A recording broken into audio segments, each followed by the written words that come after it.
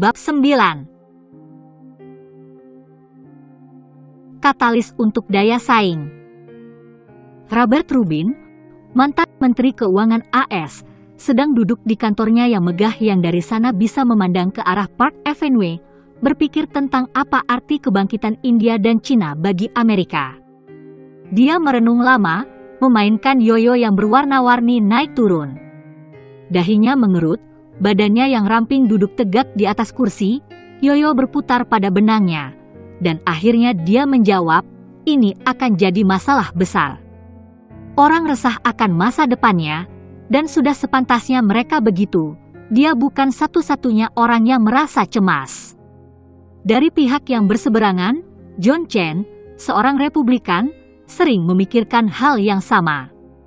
Chen berada di garis depan perubahan ekonomi dunia karena dia adalah salah seorang CEO Benedict Arnold yang dicerca Senator Kerry selama masa kampanye presiden yang lalu.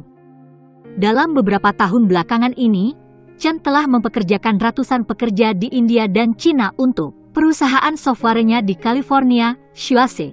Tetapi menurutnya melakukan hal demikian sesungguhnya telah menyakitkan hati dia. Chen mengatakan bahwa dia harus mempekerjakan orang di luar negeri karena perusahaan Amerika lainnya dalam industri yang sama melakukan hal serupa sehingga dia tidak bisa bersaing dengan mereka tanpa menurunkan biaya untuk upah seperti yang mereka lakukan dalam menurunkan upah. Chen adalah imigran Amerika yang mengesankan yang orang tuanya pergi meninggalkan Shanghai ke Hong Kong ketika Partai Komunis berkuasa di Cina, dan dia merasa kecewa dengan perpindahan pekerjaan itu.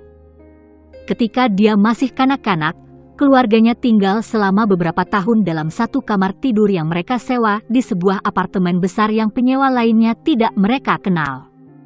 Sebagai meja makan, ibunya menutup beberapa kopor dengan kain. Ayah Chen lulusan sebuah perguruan tinggi di Shanghai, tetapi di Hong Kong dia bekerja lembur sebagai pegawai tidak tetap di berbagai pabrik dan gudang untuk menafkahi keluarganya dan akhirnya mereka bisa pindah ke sebuah lingkungan dengan sekolah yang lebih baik. Kesukaan Chen akan permen mendorong dia untuk belajar bahasa Latin setiap hari Sabtu di gerejanya. Dia menjadi pembantu pada acara kebaktian karena pendeta membagi-bagikan manisan dan itu adalah satu-satunya permen yang dia peroleh sewaktu kecil. Chen giat belajar di sekolah dan bermimpi kuliah di sebuah perguruan tinggi bergengsi di Amerika Serikat, sebuah impian yang dia realisasikan dengan memasuki Universitas Brown. Dia akhirnya meningkatkan karir melalui serangkaian pekerjaan pada perusahaan-perusahaan teknologi sampai dia menjadi CEO Xuase tahun 1998 pada usia 43 tahun. Ketika dia mengembangkan tenaga kerja Xuase di Cina dan India, sulit bagi dia untuk mengakui bahwa dia, seorang penjelmaan impian Amerika, tidak bisa lagi mempekerjakan orang Amerika. Selama ini dia telah mempekerjakan sekitar 400 orang di negara yang telah ditinggalkan orang tuanya dan akan menambah tenaga kerja di India, di mana dia telah mempekerjakan hampir 200 orang. Ini memalukan, kata Chen. Itu adalah pekerjaan yang gajinya tinggi di Amerika Serikat. Baik Rubin maupun Chen tahu bahwa teori ekonomi konvensional mengatakan bahwa semua negara akan mendapat keuntungan ketika perdagangan global meningkat. Walaupun Rubin menganggap teori ini masih benar, dia mengatakan bahwa meramalkan pengaruhnya yang besar terhadap pendapatan, keamanan ekonomi, dan pertumbuhan ekonomi menjadi semakin rumit ketika India dan Cina dengan cepat memasukkan lebih dari 1 miliar pekerja baru ke dalam ekonomi global. Ini adalah perubahan besar, dan saya kira kita tidak benar-benar memahaminya, kata Rubin, orang yang terkenal karena memberi nasihat kepada Presiden Demokrat agar mengambil pilihan yang tidak populer yang menyeimbangkan anggaran federal dan memotong defisit perdagangan, juga karena mengarahkan ekonomi Amerika melewati masa keemasan ledakan ekonomi tahun 1990-an. Para ahli ekonomi mengatakan bahwa hasilnya akan menjadikan PDB mereka meningkat dan PDB Amerika meningkat lebih lambat, kata Rubin, sambil terus memutar yoyo. Saya bilang itu mestinya benar, tapi situasinya rumit.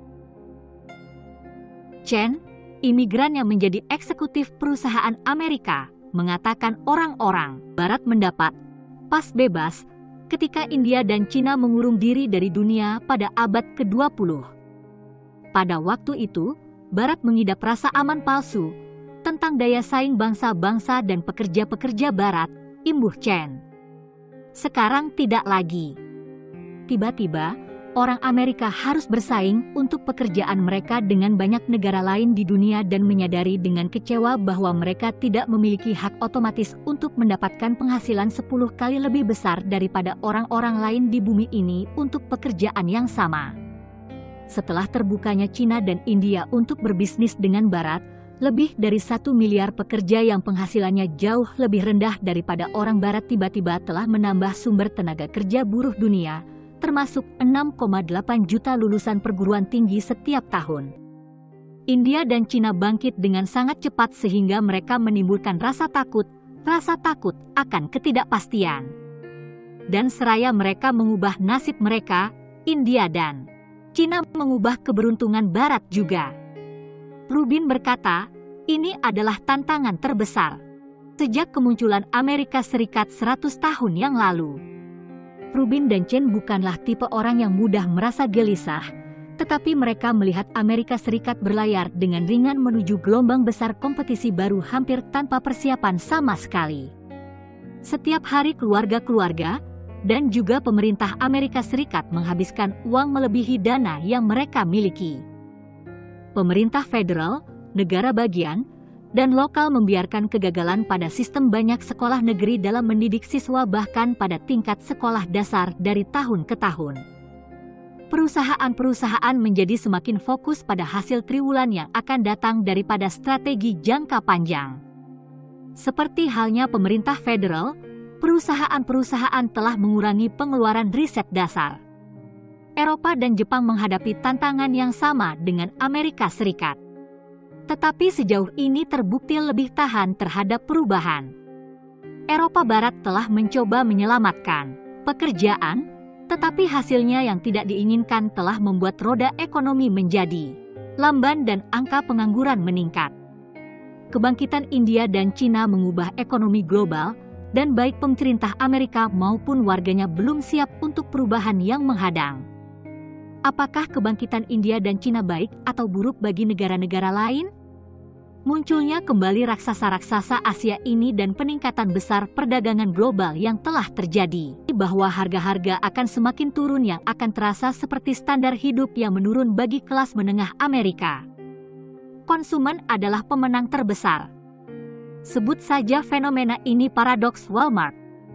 Dengan membeli dari pabrik-pabrik di Cina, India, dan negara-negara yang bergaji rendah, Walmart dapat membawakan untuk orang Amerika harga yang sangat rendah sekali, kadang-kadang untuk barang-barang yang belum dibutuhkan.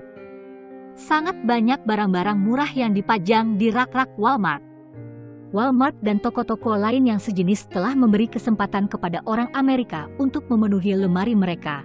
Bahkan kadang-kadang garasi mereka mendorong orang-orang Amerika untuk terus membeli barang-barang yang sebagian besar buatan luar negeri. Bagi mereka yang mempunyai pekerjaan yang sudah mapan, harga-harga berbagai jenis barang yang selalu menyusut mengurangi beban gaji mereka yang relatif tetap. Walmart telah menjadi pemain besar di seluruh Amerika yang telah membantu memasang harga untuk barang-barang yang dipasok ke dalam toko-tokonya dan pesaing mereka, dan tekanan itu telah turut mendorong perusahaan-perusahaan untuk menutup pabrik-pabriknya di Amerika Serikat dan membeli dari pabrik-pabrik dengan upah murah di luar negeri. Paradoksnya adalah bahwa kesuksesan Walmart dan para pembeli yang sangat berhasrat telah menyebabkan hilangnya pekerjaan di Amerika Serikat, bahkan ketika ia telah meringankan kesusahan para pekerja pabrik Amerika yang kehilangan pekerjaan. Bersamaan dengan banjir barang-barang murah muncul di toko-toko Walmart, dan 100 yen Jepang setelah pabrik-pabrik dipindahkan besar-besaran ke Cina, biaya telah menurun untuk sebagian pekerjaan yang berkaitan dengan jasa. Dan tampaknya akan lebih menurun lagi pada waktu yang akan datang ketika semakin banyak pekerjaan kerah putih dipindahkan ke luar negeri. Potensi untuk menghemat melambung meski pada waktu pekerjaan kelas Amerika menengah terancam. Contohnya, orang-orang Amerika yang masih bekerja dengan memperoleh asuransi kesehatan bisa melihat biaya pengobatan meningkat tidak lagi cepat meningkat karena proses klaim asuransi kesehatan banyak yang dipindahkan ke luar negeri. Hampir sepertiga biaya pengobatan yang menggelembung di Amerika terkait biaya proses administrasi dan potensi yang bisa dihemat dengan mempersingkat proses itu mencapai ratusan miliar dolar. Apapun manfaatnya bagi masyarakat secara keseluruhan, orang-orang Amerika yang kehilangan pekerjaan adalah yang merasakan sakitnya, dan mereka ingin menyalahkan seseorang atas ekonomi globalisasi yang telah mencampakkan mereka. Banyak yang bisa disalahkan, termasuk teknologi baru dan globalisasi itu sendiri. Orang Amerika bahkan dapat memandang ke cermin untuk menemukan salah satu dari pelakunya. Misalnya, sebagian orang Amerika menyalahkan perusahaan-perusahaan karena terus-menerus memangkas biaya yang menggenjot keuntungan tetapi sering menyebabkan pemberhentian pegawai dan mempekerjakan orang di luar negeri. Tidak semua keuntungannya untuk konsumen dalam bentuk harga yang lebih murah, tentu saja. Sebagian dihabiskan untuk membeli tirai kamar mandi seharga $6.000 di rumah-rumah yang disubsidi milik para kepala eksekutif yang serakah.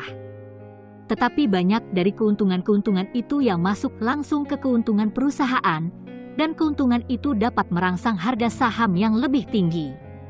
Sebagian keuntungan diserahkan kepada para investor dalam bentuk dividen yang lebih tinggi. Mengapa perusahaan-perusahaan itu tidak puas dengan keuntungan yang dapat mereka peroleh tanpa pemotongan biaya yang terus-menerus? Karena para pemegang saham membandingkan mereka dengan perusahaan lain yang berlomba memotong biaya. Siapakah investor jahat yang memaksa perusahaan untuk terus-menerus menurunkan biaya untuk menambah keuntungan mereka dan berusaha menaikkan harga saham mereka? Mereka tidak hanya para penyandang dana yang sangat kuat, tetapi juga orang-orang Amerika sehari-hari. Sebagian adalah orang-orang yang sama yang berisiko kehilangan pekerjaan mereka karena offshoring.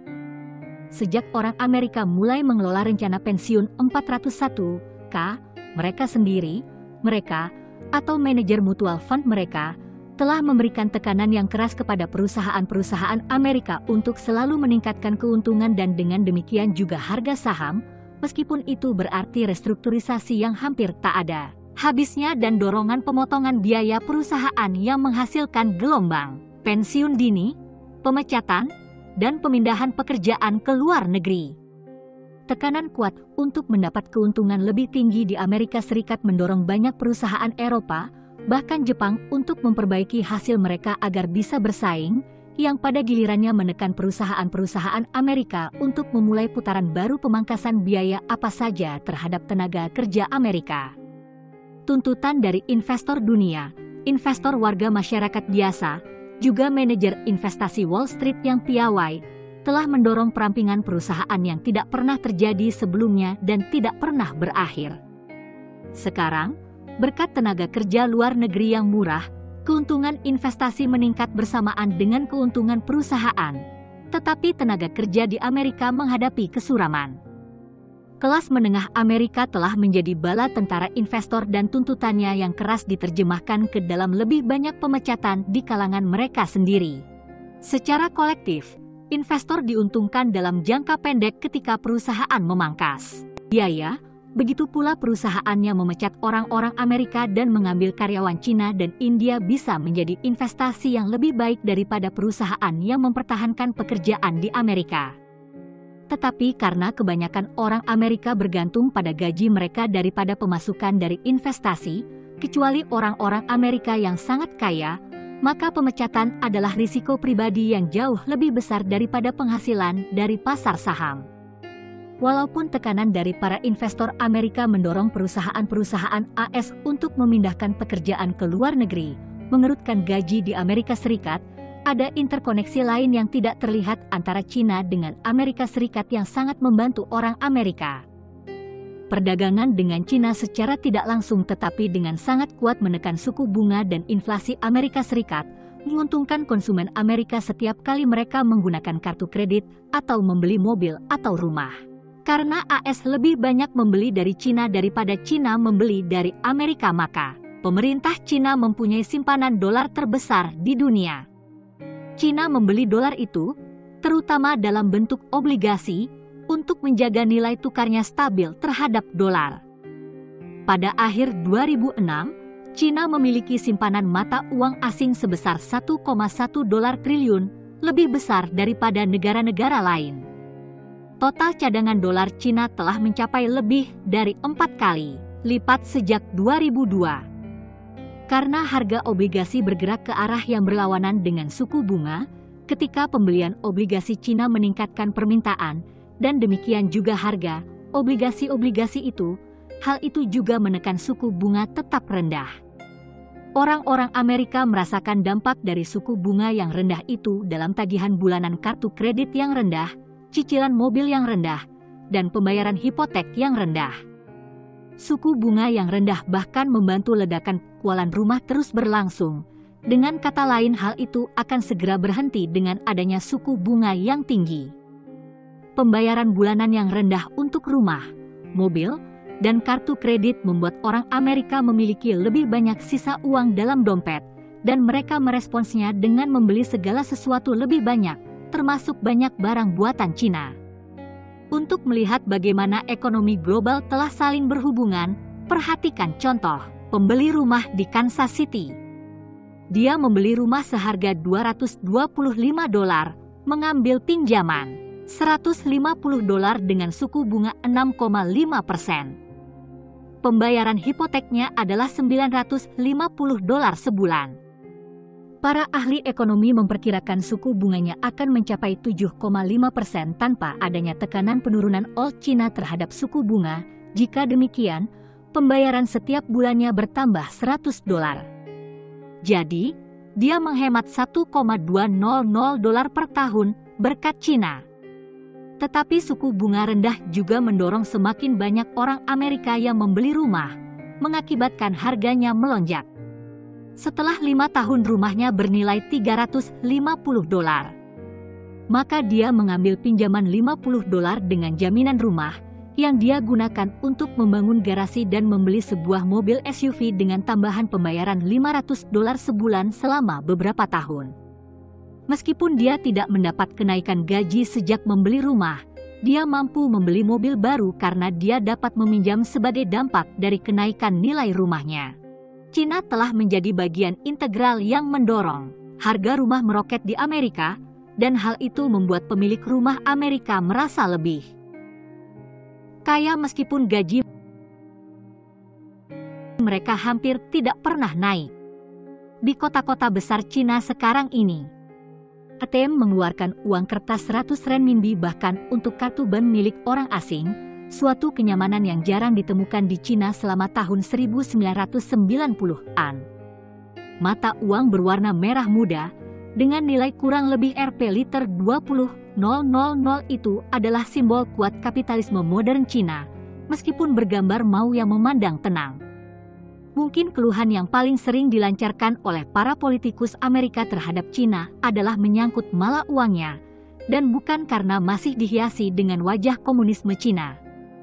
Mereka berpendapat bahwa Cina memanipulasi nilai tukamnya untuk menekan nilai renminbi, yang memberikan keuntungan harga yang tidak adil bagi ekspor Cina. Mereka mutlak benar, tetapi seharusnya mereka diam jika mereka ingin melindungi pekerjaan Amerika dalam jangka panjang. Politikus Amerika berpendapat bahwa Cina telah mengatur nilai mata uangnya sekitar 40% di bawah nilai yang seharusnya jika diperdagangkan dengan bebas. Para ahli ekonomi berbeda pendapat tentang berapa nilai renminbi seharusnya jika diperdagangkan secara bebas. Sebagian menegaskan bahwa hal itu dinilai adil, tetapi sebagian besar mengatakan mata uang Cina dinilai terlalu rendah antara 20 dan 40%. Penilaian yang rendah memberikan dorongan untuk ekspor Cina, yang berhasil menetapkan harga 20-40% di bawah harga pasar yang normal. Jadi ketika Li Feng ingin mengapalkan celana Jean Levi's ke Amerika Serikat, ia dapat membuat pesanan itu di Cina dengan harga yang betul-betul tak tersaingi. Dan ketika toko-toko seperti Walmart memesan DVD player buatan Cina atau kotak peralatan atau ban, mereka juga mendapatkan harga paling rendah, memberikan keuntungan itu untuk investor mereka, atau menyerahkan sebagian dari penghematan itu kepada pelanggan Amerika. pabrik-pabrik di tempat lain di dunia termasuk Amerika Serikat hampir tidak mungkin bersaing dengan harga-harga pabrik Cina. Penilaian kembali, revaluasi, mata uang Cina, katakan saja 25% atau bea impor penuh yang sebesar itu akan segera memberi kesempatan yang lebih baik kepada pabrik-pabrik di tempat lain untuk melakukan perang terhadap raksasa Cina. Amerika Serikat telah menekan Cina selama bertahun-tahun untuk membiarkan mata uangnya disesuaikan dengan tingkat pasar, tetapi Cina tetap bertahan, khawatir bahwa hal itu akan menimbulkan instabilitas yang ditakutkan oleh para pemimpinnya. Sebagian besar perusahaan Cina memperoleh untung sedikit saja, dan jika pabrik-pabrik Cina kehilangan keuntungan mereka yang kompetitif, mereka terpaksa harus benar-benar memberhentikan jutaan buruh, padahal Cina tidak memiliki jaring pengaman sosial. Amerika Serikat pasti tidak ingin membiarkan ekonomi Cina tidak stabil, tetapi ada dua alasan jangka panjang yang lebih penting mengapa politikus Amerika harus berpikir dua kali sebelum mendorong lonjakan besar dalam nilai mata uang Cina. Pertama, keuntungan dari mata uang Cina yang murah sebagian besar mengarah kepada dua kelompok, perusahaan Amerika yang mengekspor dari Cina dan konsumen Amerika.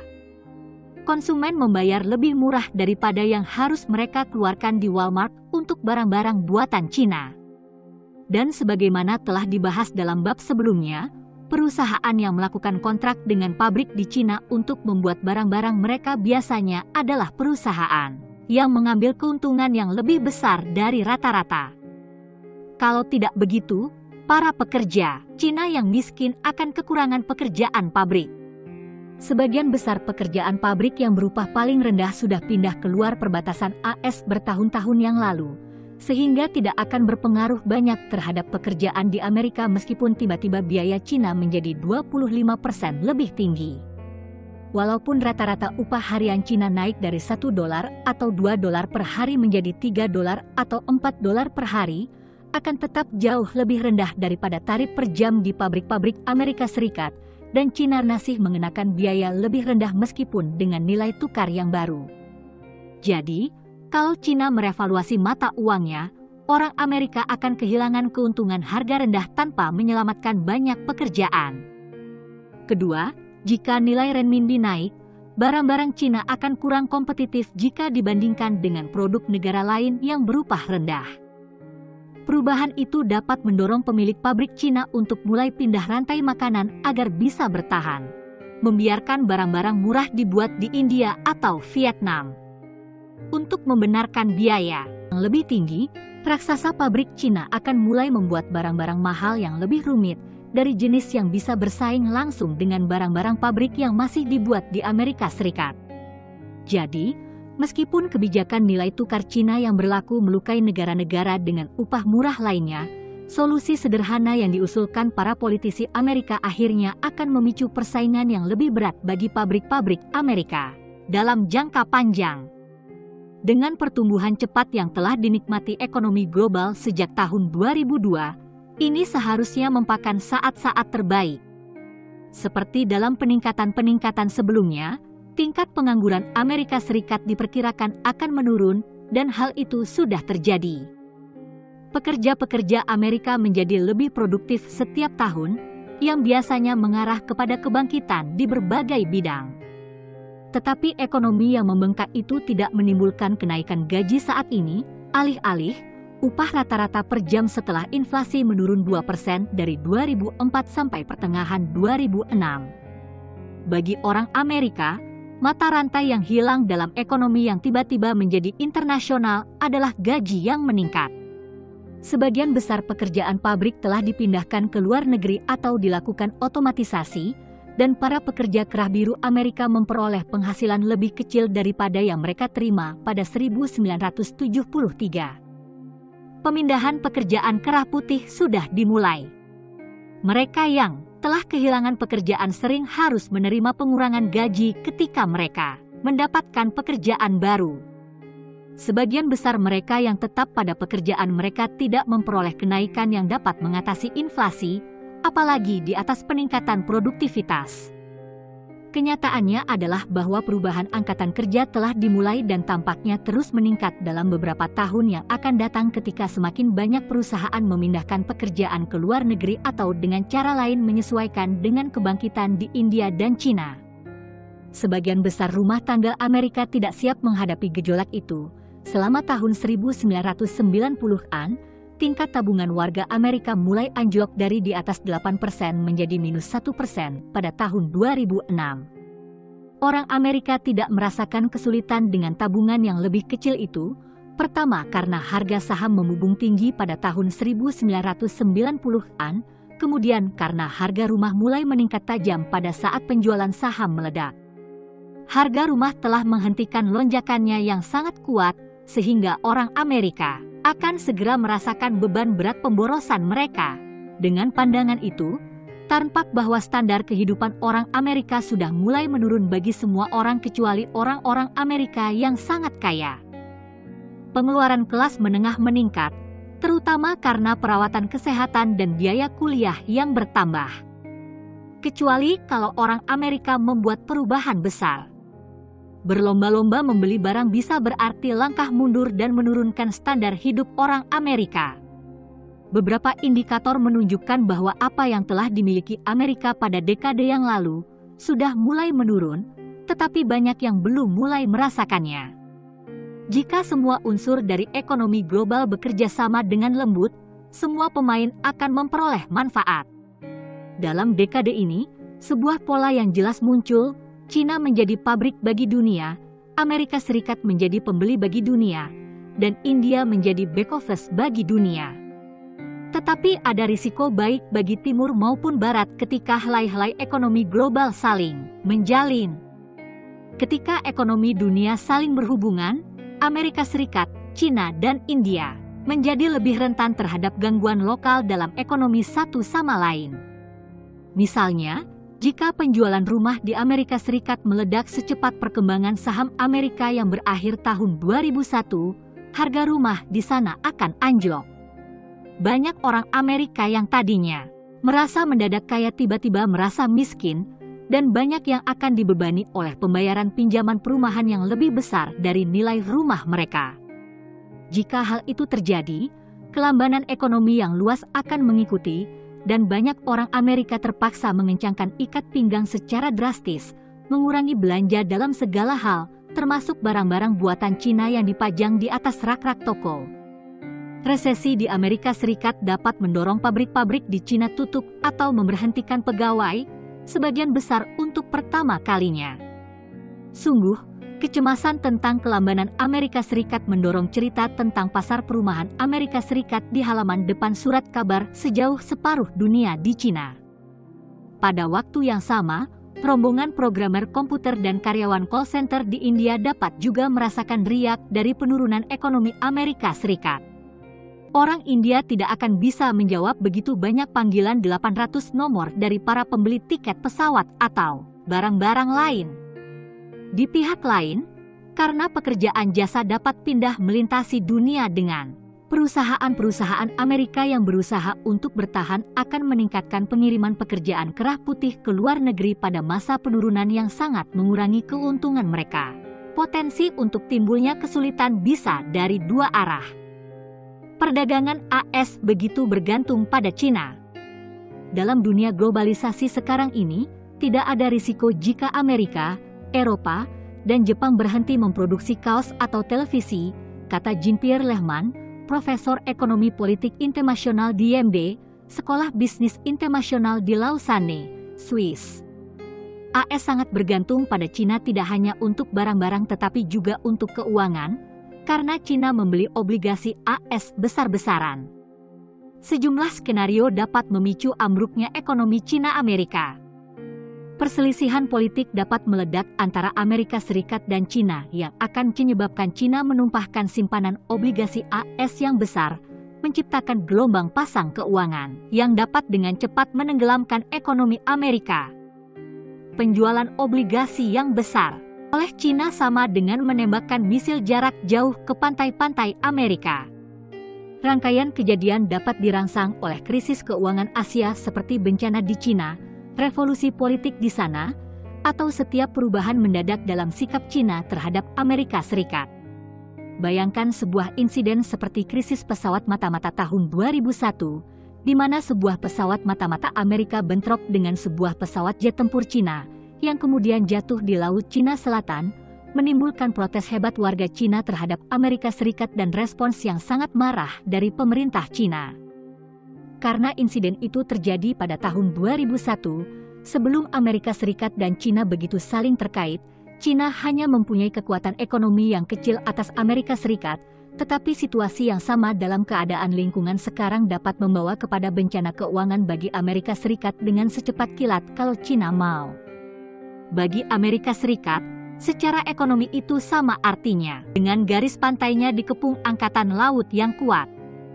Ironis bahwa komunis Cina mempunyai pengaruh begitu besar atas ekonomi AS, pengaruh itu sekarang menguntungkan Amerika, tetapi dapat digunakan untuk menyerang Amerika Serikat secara ekonomi. Perang dingin mungkin telah selesai dalam hubungan politik, tetapi sekarang dapat dihidupkan kembali dengan senjata finansial jika Cina memilih untuk menggunakan kekuatan ekonominya atau jika Amerika Serikat menekankan kepada proteksionisme. Omong-omong, Jepang juga mempunyai kekuatan ekonomi yang hampir sama atas Amerika Serikat, karena Jepang juga mempunyai simpanan dolar AS yang sangat besar. Tetapi Jepang adalah sekutu lama Amerika dengan ekonomi dan politik yang stabil selama berpuluh-puluh tahun, dan lebih berpengalaman mengemudikan ekonomi yang kuat dalam pasar finansial global, sehingga serangan semacam itu dari Jepang lebih tidak mungkin. Berita yang menggembirakan adalah bahwa kesalingtergantungan ekonomi internasional yang sedang tumbuh ini adalah sedikit mirip dengan pencegahan nuklir. Negara-negara yang telah mencapai ikatan perdagangan dan finansial mempunyai kepentingan untuk terus memelihara hubungan ekonomi daripada memicu lingkaran ledakan-ledakan finansial yang dapat dengan cepat meningkat ke seluruh dunia. Cina tidak ingin kehilangan pelanggan terbaiknya, Amerika Serikat. Jika pabrik-pabrik Cina yang menjual kepada Walmart dan perusahaan-perusahaan Amerika lainnya ditutup sebagai akibat ledakan dalam ketegangan perdagangan, jutaan pekerja Cina akan menganggur dan marah kepada pemerintah mereka. Tentu saja, barisan pekerja Cina yang baru menganggur akan menimbulkan instabilitas nasional, hal yang paling tidak diinginkan Partai Komunis Cina. Demikian juga, jika offshoring berhenti di India dan ekonominya ambruk, para pemilih akan menyeret para pemimpin mereka keluar dari kantor mereka dalam pemilihan umum yang akan datang.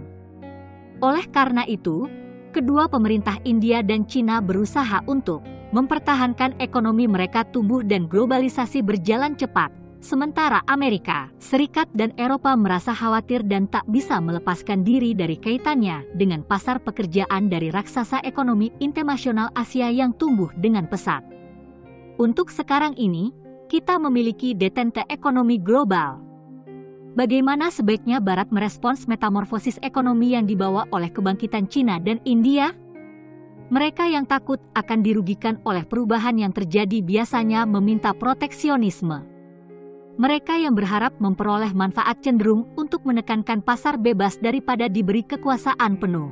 Tidak ada opsi yang sangat baik.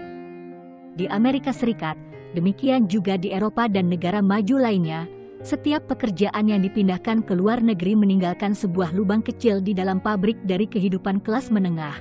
Setiap pemberhentian memicu trauma untuk keluarga dari orang yang kehilangan pekerjaan, sulitnya mencari pekerjaan baru, dan kesadaran bahwa pekerja yang menganggur berada di pihak yang salah dari perubahan yang terjadi dalam ekonomi global. Ekonomi dunia mendapat keuntungan, bahkan juga kepada ekonomi Amerika, tetapi tidak terasa secepat sakitnya kehilangan pekerjaan. Bagi mereka yang telah dipecat atau cemas akan mengalaminya, akan tergoda untuk menentang atau menghentikan, atau sekurang-kurangnya menangguhkan, perubahan yang menghasilkan penderitaan itu. Yang terjadi adalah permintaan untuk proteksionisme berkembang semakin nyaring di Amerika Serikat. Pada 2006, para senator mengancam untuk mengenakan 27,5% bea masuk untuk semua impor dari Cina sebagai pembalasan atas terlalu rendahnya nilai mata uang Cina. Politikus yang lain mengarah kepada India, telah meminta pembatasan pekerjaan kerah putih pindah ke luar negeri. Upaya ini, betapapun memuaskan dalam jangka pendek, tetapi berpeluang untuk menimbulkan ledakan dalam jangka panjang, persis seperti menganjurkan pembahan dalam nilai tukar mata uang. Namun, teknologi membuat proteksionisme lebih sulit dilakukan, lebih mudah untuk mengembalikan kapal yang berlayar menuju pelabuhan-pelabuhan Amerika dengan barang-barang buatan pabrik luar negeri daripada mengatur, atau bahkan mengukur jenis pekerjaan pelayanan luar negeri apa yang melintasi pantai-pantai Amerika melalui hubungan komputer atau telepon. Tambahan lagi, proteksionisme sukar dilakukan sekarang karena rantai pasokan dunia telah terjalin kuat. Kebanyakan barang yang dikapalkan keluar masuk perbatasan hanyalah potongan-potongan produk dalam bentuk yang terpisah-pisah untuk diproses lebih lanjut daripada produk sudah jadi dalam perjalanannya menuju pelanggan. Tentu saja melambatkan perdagangan hanya membutuhkan kemauan bersama, bukan regulasi. Bagaimana kalau para pembeli Amerika memutuskan untuk menolak rayuan harga rendah dari Walmart terdekat dan membeli barang buatan lokal dari toko kecil dengan harga yang lebih tinggi? Globalisasi akan berkurang kecepatannya. Offshoring juga dapat diperlambat jika sejumlah besar pembeli mau membayar lebih atas pelayanan yang pekerjanya berada di negara mereka sendiri. Tetapi, skenario seperti itu tampaknya tidak mungkin. Pada tahun 1970-an, para pembeli mobil tidak ragu-ragu untuk memilih Toyota dan Honda ketika kendaraan itu terbukti lebih murah dan lebih terpercaya daripada Ford dan Fiat. Para pembeli tidak keberatan pada tahun 1980-an dan 1990-an ketika pabrik-pabrik yang membuat mainan dan sepatu tenis pindah ke Meksiko atau Cina. Sekarang ini hampir tidak mungkin bagi konsumen untuk mengetahui suatu produk dibuat di negara mana. Dan kenyataannya, pelanggan kelihatannya tidak peduli apakah program komputer mereka dibuat di India atau Amerika Serikat. Bagi pelanggan, tidak ada bedanya apakah petugas kantor pajak, operator telepon, atau yang memproses pinjaman memakai sari dan bekerja di Delhi atau memakai topi bisbol dan bekerja di Baltimore. Sebuah gerakan, Buy America, sekarang tampaknya tidak mungkin untuk populer sebagaimana yang sudah dilakukan pada masa lalu, dan tanpa proteksionisme ekonomi akan terus tumbuh lebih global, dengan pekerjaan mengalir ke negara-negara berupah rendah. Amerika pasti tergoda kepada proteksionisme. Tetapi bagaimanapun baiknya maksud tersebut, kegagalan upaya untuk menahan pekerjaan di negara-negara maju sudah tampak. Contoh dari kegagalan upaya pemerintah untuk melindungi pekerjaan adalah di Eropa Daratan, di mana perusahaan-perusahaan enggan untuk mempekerjakan pegawai-pegawai bank karena mereka harus membayar asuransi pegawai yang mahal dan karena sukar untuk memecat pegawai yang kemudian tidak diperlukan lagi. Pembatasan-pembatasan itu dirancang untuk menolong pegawai, tetapi dalam jangka panjang mengarah kepada peningkatan pengangguran di sebagian besar Eropa sebesar 2 kali lipat dari Amerika Serikat. Undang-undang tenaga kerja Eropa Barat yang tidak fleksibel adalah penyebab utama begitu banyaknya orang Eropa yang menganggur. Melakukan proteksionisme dalam merespons keberuntungan yang meningkat di India dan Cina, bagaimanapun menariknya baik secara pribadi maupun politik, akan menyebabkan sebagian besar penduduk dunia dari negara kaya dan negara miskin akan semakin buruk dalam jangka panjang. Para ahli ekonomi menyepakati, proteksionisme tidak hanya akan cenderung merugikan sendiri, yang akhirnya menjadikan mahalnya biaya pekerjaan daripada menghemat, tetapi ekonomi global telah tumbuh begitu saling berhubungan sehingga menampar Cina dan mengkambing hitamkan India pada akhirnya akan menyakiti ekonomi Amerika sendiri. Para ahli ekonomi menghitung bahwa perdagangan internasional menambahkan sekitar triliun keuntungan setahun bagi ekonomi AS, bahkan offshoring pekerjaan kerah putih, meskipun menyebabkan diberhentikannya pegawai, adalah perolehan keuntungan bagi negara-negara maju, seperti Amerika Serikat dan Jepang, juga untuk negara di mana pekerjaan itu dilakukan. Setiap dolar yang ditransfer perusahaan Amerika Serikat ke India menciptakan kekayaan Barnes sebesar 1,46 dolar Rp liter 4.600 menurut McKinsey Company. Negara-negara tujuan seperti India, Cina, atau Filipina mendapatkan Rp3.300 dari keuntungan itu, sementara Amerika Serikat mendapat Rp 11.300 untuk setiap dolar yang dikeluarkan untuk offshoring. Negara yang memindahkan pekerjaan memperoleh 78% dari nilai yang diciptakan secara global dengan operasi perusahaan yang lebih efisien, dalam bentuk harga yang lebih rendah bagi pelanggan atau keuntungan perusahaan yang lebih tinggi, menurut McKinsey.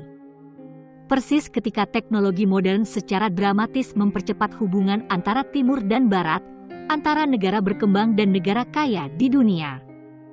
Kedua bangsa yang berpenduduk lebih dari 1 miliar masing-masing secara mendadak memeluk kapitalisme dan bergabung kembali dengan ekonomi dunia. Setelah setengah abad absen, India dan Cina sekarang bersaing dalam perdagangan dengan Amerika Serikat dan negara maju lainnya. Ratusan juta orang miskin telah diangkat dari kemiskinan yang menyedihkan sebagai hasilnya, dan Barat sebaiknya tidak berusaha menghentikan kebangkitan India dan Cina.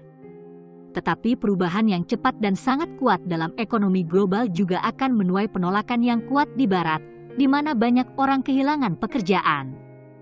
Bagi mereka dan keluarga mereka, ancaman itu sangat serius. Sementara itu, orang Amerika terus membelanjakan uangnya dengan boros.